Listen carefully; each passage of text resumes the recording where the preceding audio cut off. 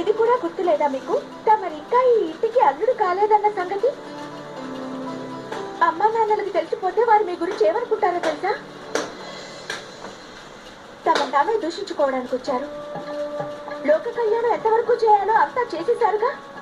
మీ కళ్యాణం గురించి కూడా కాస్త ఆలోచించండి. ఎందుకంటే మీరు చేసుకునే కళ్యాణం అన్నింటికంటే ముఖ్యమైన లోక కళ్యాణం కాగలదు. మీ గురించి కాకపోయినా కనీసం నా గురించి అయినా ఆలోచించండి.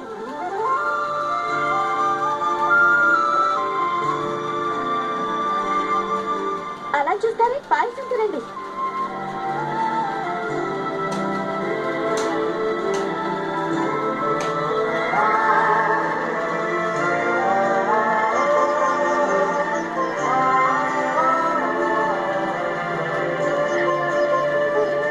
సరే, ఇది చెప్పండి, మా ఇద్దరికి వివాహం జరిగే వేళ తమరి వెంట ఎవరెవరిని తీసుకొస్తారో ఆలోచించారా? ఎవరెవరిని తీసుకొస్తాను? వివాహం ఆడేది నేనేగా, ఇంకెవరినో తీసుకురావాల్సిన అవసరం ఏముంది? అయ్యో, అవసరమని కాదండి, ఇది ఆచారాల వ్యవహారం. వివాహం జరిగేటప్పుడు వరుడు తన కుటుంబాన్ని, తన బంధువుల్ని, తన స్నేహితుల్ని తీసుకురావడం ఆనవాయితీ.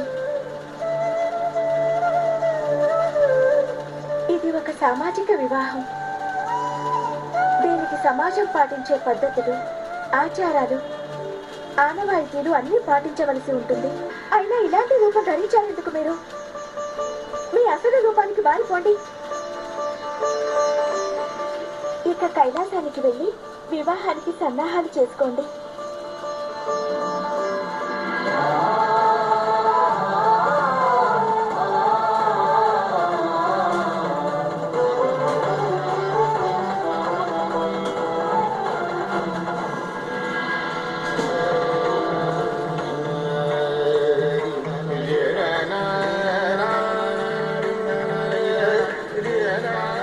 మహాదేవా,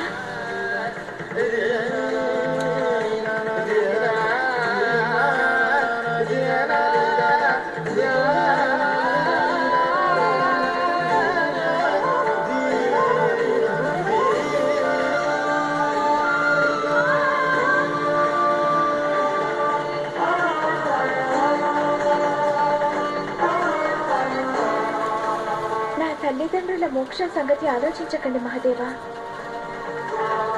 వాళ్ళు మన వివాహం తర్వాత కూడా భూలోకంలోనే ఉంటారు.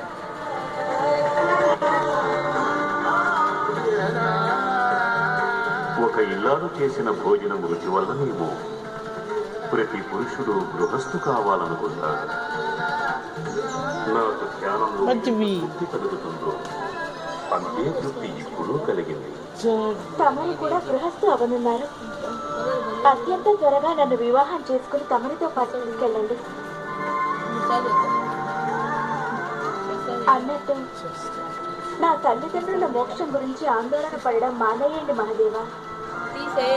వాళ్ళు నన్ను కళ్యాణం చేసిన తర్వాత కూడా ఉండనున్నారు. ఆశ్చర్యపడకండి మహాదేవా. తమరే కదా నా గురువుగా నా తపస్సుని పూర్తి చేయించారు. తమరేగా నాకు ఆదిశక్తి కర్తవ్యాలను అవగతం చేసిన వారు. మరి ఆదిశక్తికి ఈ లోకపు అవసరాలు ఏమిటో తెలియకుండా ఉంటుందా మహాదేవా? నేను స్వయంగా నా తల్లిదండ్రులకి వాళ్ళు తాము మోక్షం పొందడం